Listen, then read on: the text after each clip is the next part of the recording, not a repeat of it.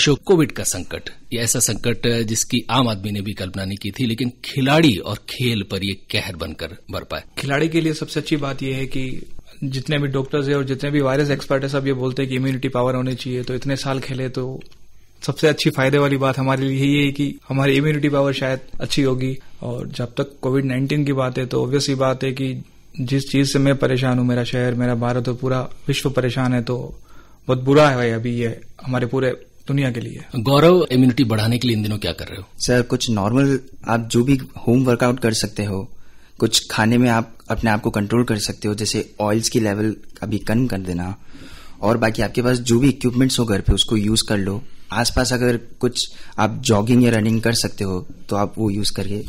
गौरव, तुम क्या करते हो इन दिनों अपनी फिटनेस बनाए रखने के लिए कि दोबारा कभी भी स्पोर्ट खेलने और खेलने का मौका मिले तो फिट रहें? सर, मैंने कुछ घर पे अपने होम इक्विपमेंट्स रखे हुए हैं, जैसे डंबल्स है, मैं पुशअप्स कर लेता हूँ, चिनअप्स है, सिटअप्स है, क्रंचेस है, ये सारे करके मैं अपने आप को थोड़ा फिट रखता हूँ।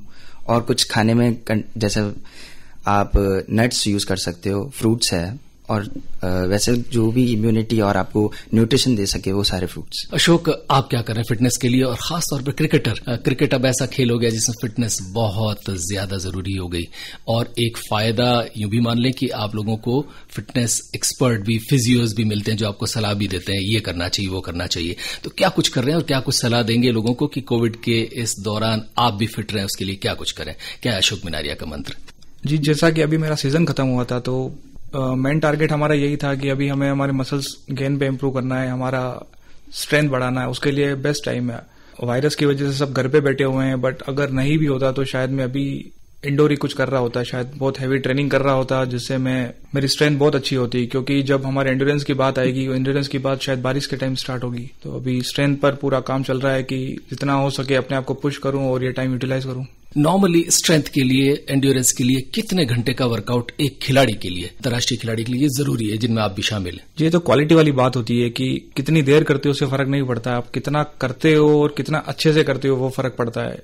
हमारे क्रिकेट में इतना लंबा गेम होता है, 5.5 घंटे का, तो उस दौरान हम अच्छे से ट्रेनिंग कर नहीं पाते। तो हमको यही सिखाते हैं कि चाहे 30 से 35 मिनट ट्रेनिंग करो, बट ऐसी ट्रेनिंग करो लाइक घोड़े और गधे वाली रेस है कि काम करना तो घोड़े की तरह करना है, डरबी में 2 मिनट के लिए दौड़ना, लेकिन गधे से बहुत ज्यादा इज्जत होती है। तो कुछ वैसा ही करने की कोशिश कर रहे हैं अभी। इन दिनों घर में सीमित रहकर क्या कुछ कर रहे हैं अशोक? जी, घर में रहकर सबसे पहला फायदा तो ये हुआ कि जब मैं 10 या 12 साल का था तब से मैं ट्रैवल कर रहा हूँ, पूरी दुनिया घूम रहा हूँ, कभी किसी डिस्ट्रिक्ट में, कभी किसी स्टेट में, कभी किसी कंट्री में। एट लास्ट मुझे घर रहने का मौका मिला तो बहुत खुश हूं मैं। और सालों से मोबाइल यूज कर रहा था, अभी जब घर के बड़े बुजुर्ग के साथ रहता हूं तो वो एक्चुअल अच्छी चीज बता पाते हैं, एक्चुअली उनको जितना आइडिया है। क्योंकि अगर आप डिप्रेशन में हो या परेशान हो तो आपका फोन आंसर नहीं देगा, आपके आंसर आपके बड़े लोग ही देंगे करके। गौरव, क्या कुछ करते हो हाल समय में फिटनेस एंड्योरेंस के अलावा? सर, सॉन्ग्स है, और थोड़ा मैं जब फ्री होता हूँ तब, और बाकी टीवीज है और न्यूज चैनल्स।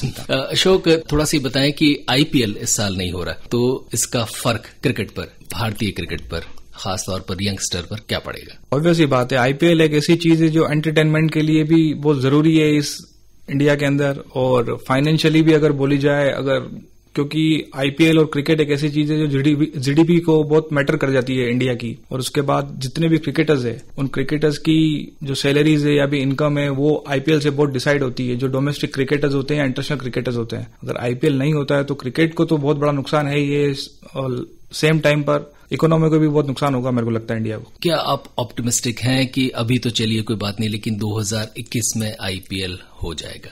जी, मेरे को लगता है कि 2020 में भी आईपीएल हो सकता है, क्योंकि जो मैंने आर्टिकल्स पढ़े या सुने हैं मैंने बीसीसीआई प्रेसिडेंट के, तो क्योंकि क्रिकेट खेल तो सिर्फ 22 लोगों का ही है, अगर बिना पब्लिक के और लोगों के अगर अचीव हो पाए वो चीज तो वो जरूर करवाएंगे। अशोक, आप क्रिकेट खेले हैं और अंतर्राष्ट्रीय स्तर पर खेले हैं, भारत के अंडर-19 टीम के कैप्टन भी रहे, राजस्थान के कैप्टन है। कल्पना कीजिए उस दृष्टि की कि आप क्रिकेट खेल रहे हैं और चीयर अप करने के लिए ग्राउंड में एक भी आदमी नहीं है, कैसा लगेगा? सर ऐसा लगेगा कि बचपन में गली में क्रिकेट खेल रहा हूं मैं, क्योंकि बॉल भी खुद को ही लानी है, चेयर भी खुद को ही करना है, सब कुछ खुद को करना है। बट सेम टाइम पर कि अगर हमें इस वायरस से लड़ना है या फिर हमें हमारे गवर्नमेंट्स के या फिर हमारे पुलिस डिपार्टमेंट के वायरस एक्सपर्ट्स के जो ड्रीम्स है या फिर जो उनकी बातें अगर वो फुलफिल करनी है, तो ये तभी पॉसिबल हो जाएगा जब बिना दर्शक के खेले। ग्राउंड में लोग बैठे आपका प्रदर्शन देख रहे हो, उससे आपके परफॉर्मेंस पर कोई फर्क पड़ता है या आपको लगता है कि परफॉर्मेंस पर कोई फर्क नहीं पड़ता? जी, एक आईपीएल की बात करूं तो आईपीएल ऐसे टाइम पर होता है जब बहुत गर्मी होती है स्पेशली, तो जब 45 डिग्री का टेम्परेचर जयपुर में हो और 50,000 पब्लिक चिल्ला नहीं रही हो, तो थोड़ी देर बाद आपको भी घबराहट होती है उस धूप से। अगर आप 50,000 पब्लिक का सपोर्ट है, सब चिल्ला रहे हैं, सब चीयर कर रहे हैं आपके लिए, तो आपको धूप नहीं लगती है, आपको फिर पसीना नहीं आता है, आप उस एनर्जी से खेलते हो। और ये आदत पड़ चुकी है उतने प्रेशर में खेलने की। गौरव, आपने कब शुरू की पावर लिफ्टिंग, कितनी उम्र से? सर मैंने स्टार्ट किया था 2017 से, आज से 3 साल पहले। तब कितने साल के थे? Sir approx 16-17। बहुत लेट शुरू किया। Yes sir. तो इतने कम समय में अंतर्राष्ट्रीय स्तर पर पहुंच भी गए और मेडल भी जीत लिए, ये कैसे संभव हुआ? सर मैंने स्टार्टिंग में मेरे पापा से सारा शुरू से बचपन से वैसा था, तो मैंने स्टार्टिंग करने के बाद स्टार्टिंग 1 साल बाद मैंने स्टेट में मेडल लिया था। उसके बाद नेक्स्ट ईयर में मैंने एक नेशनल केरल में हुई थी, वहां पर जूनियर नेशनल में एक ब्रॉन्ज मेडल हुआ था। उसी साल हमारी एशियन के लिए ट्रायल्स थी, वहां पर मैं गया, वहां पर मेरा सिलेक्शन हुआ। उसके बाद मैं 2019 एशियन हांगकांग में हुई थी, वहां पर मैं खेल के 1 स्वर्ण और 1 रजत, सब जूनियर 53 kg में। कैसा लगा था? सब कुछ डरा हुआ था, फर्स्ट टाइम था मेरा, नर्वस थे, तो उसके हिसाब से थोड़ा डरा भी था। गौरव, घबराए हो क्या कि अब शायद क्या पता खेल हो ना हो, पावर लिफ्टिंग कर पाओ ना कर पाओ, चैंपियनशिप होगी या ना होगी, ऐसा कुछ भय इन दिनों है कोविड के दौर में?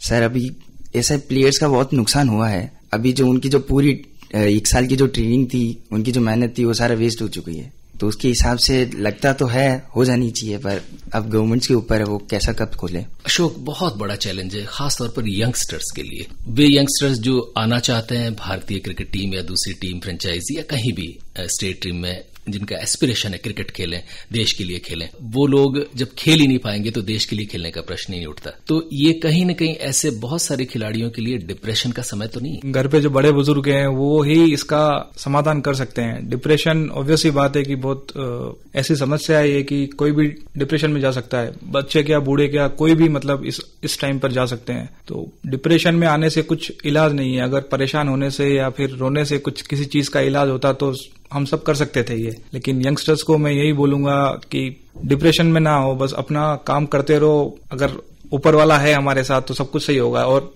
कभी ना कभी ये जो करी हुई मेहनत है कोरोना वायरस के टाइम वाली, वो आगे जाके सफल होगी। अशोक, बहुत सारे अंतर्राष्ट्रीय खिलाड़ियों के साथ आपके लिए राहुल द्रविड़ आपके कप्तान भी रहे। थोड़ा सा बताएं कि कौन कौन से क्रिकेटर फिटनेस के लिए बिल्कुल पागल हैं, उनमें जुनून है और क्या कुछ खास करते हैं? सर फिटनेस क्रिकेट में एक ऐसी चीज हो गई है कि आपका मन हो या ना हो, आपको उस लेवल का फिट रहना पड़ेगा। क्योंकि अभी जो योयो टेस्ट स्टार्ट हो गया क्रिकेट में, एक टेस्ट आया है एंड्योरेंस के लिए। योयो टेस्ट होता क्या है? बहुत सारे लोग नाम तो सुनते हैं लेकिन उनको पता नहीं है। सर एक्चुअली इसमें लेवल्स होते हैं सर, 9 पॉइंट से कुछ स्टार्ट होता है और इंडिया का जो बेस रख रखा है वो 16.1 है। तो इसमें क्या होता है कि सर 20 मीटर की दायरा होता है सर, 20 मीटर आपको भाग के जाना है और 20 मीटर भाग के आना है। तो सर ये होता है एक पूरा कंप्लीट होता है और इसके बाद 10 सेकंड का रेस्ट होता है। जैसे जैसे आपके लेवल बढ़ते हैं 11, 12, 13, 14, तो आपकी स्पीड बढ़ती रहती है। अगर आपने उस बीप पर उधर नहीं पहुंचे या फिर इधर नहीं पहुंचे तो आप डिस्क्वालीफाई हो जाते हो।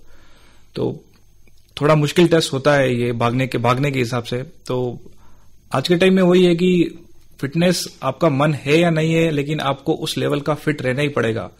क्योंकि ये टेस्ट आपको अगर पास करना है, अगर ये पास करोगे तभी आप सिलेक्शन के लिए एलिजिबल हो। आपने कितने रन बनाए या कितना आपने विकेट लिए वो फर्क नहीं पड़ता है। तो सर मेरे हिसाब से अभी इंडियन टीम का जो कप्तान है विराट, अभी वो जिस हिसाब से मतलब बेंचमार्क सेट कर रखा है, उसने जो बार सेट करी है वो नेक्स्ट लेवल चली गई है। तो उस बार को मैच करने के लिए दूसरे क्रिकेटर्स सारे अचीव कर रहे हैं। और कुछ नेचुरल एथलीट है जैसे रविंद्र जडेजा या फिर महेंद्र सिंह धोनी, उनको आप कम्पीट ही नहीं कर सकते। रविंद्र जडेजा एक ऐसा मतलब फील्डर है या फिर ऐसा एथलीट है अभी इंडिया के अंदर कि आप उसको कम्पीट ही नहीं कर सकते हो किसी भी तरीके से। या मतलब लगा लीजिए क्रिकेट का उसेन बोल्ट है वो भी। ये लोग फिटनेस के लिए अशोक कुछ एक्स्ट्रा करते हैं या इनको भगवान ने बनाया इतना तेज तरार है? नहीं सर, भगवान ने तो सर सबको एक जैसा बनाया है, फिर लोगों ने अपनी चॉइस से खुद को खराब किया है, फिर खुद को अच्छा किया है। तो विराट कोहली का जो वर्कआउट है या फिर उसकी जो डाइट है या फिर उसके जो सप्लीमेंट्स है या फिर उसके जो डॉक्टर्स, फिजियो या ट्रेनर जो सब है, वो सर सबकी सुनते हैं और सबका कंबाइन करके कुछ एक डिसीजन लेते हैं और फिर रूटीन फॉलो करते हैं। सर वो आदमी ने बहुत टाइम से मीठा नहीं खाया है और वो आदमी ने बहुत टाइम से चावल नहीं खाए, तो आप सोच लीजिए सर कितना डेडिकेशन होगा क्रिकेट के लिए। गौरव, इस समय में क्या संदेश देंगे? सर मेरा मानना है कि अभी वो हो सके जब तक घर रहे, सेफ रहिए, आप घर पे कुछ वर्कआउट्स करिए, अपने आप को मेंटेन रखिए, हेल्दी रहे, और जैसे बीमारी है आएगी जाएगी और कभी भी खत्म हो सकी, और जो भी गवर्नमेंट्स के जो आगे से रूल्स एंड रेगुलेशन के उसको फॉलो करते रहिए और अपने आप को फिट रखिए, और आपको जब भी आगे टूर्नामेंट्स का मौका मिले तब अच्छा बेहतरीन प्रदर्शन करें। अशोक, इस समय कठिन समय में क्या मैसेज देंगे? जी, ऐसे टाइम में जो गवर्नमेंट में है और जो एक्सपर्ट्स लोग हैं वो जो राय दे रहे हैं और वो जो बता रहे हैं वो एक्चुअली हम सबसे बेटर जानते हैं वो चीजों को। हमें सिर्फ वो जो बोल रहे हैं उनको फॉलो करना है। और इस टाइम पर हमको लगता है कि हमारा मित्र है या हमारा फैमिली मेंबर है, हमें इनसे मिल लेना चाहिए, लेकिन जो वायरस है उसको नहीं पता कि ये इनका फैमिली मेंबर है या फिर ये इनका फ्रेंड है। तो हर आदमी को ऐसे ट्रीट करना चाहिए आपको कि इसको कोरोना हो सकता है तो मुझे भी, और ये मेरे में ट्रांसफर कर सकता है। और दूसरी बात, मैंने बहुत सारी चीजें अभी जो नोट करी है अभी पूरे इंडिया के अंदर कोरोना को, स्पेशली इंडिया के अंदर ही हमने, कि लोगों को नाम चाहिए उन लोगों की कि जिनको कोरोना है। एक्चुअली ये अच्छी चीज नहीं है कि हम किसी पे प्रेशर बनाए किसी का नाम के लिए।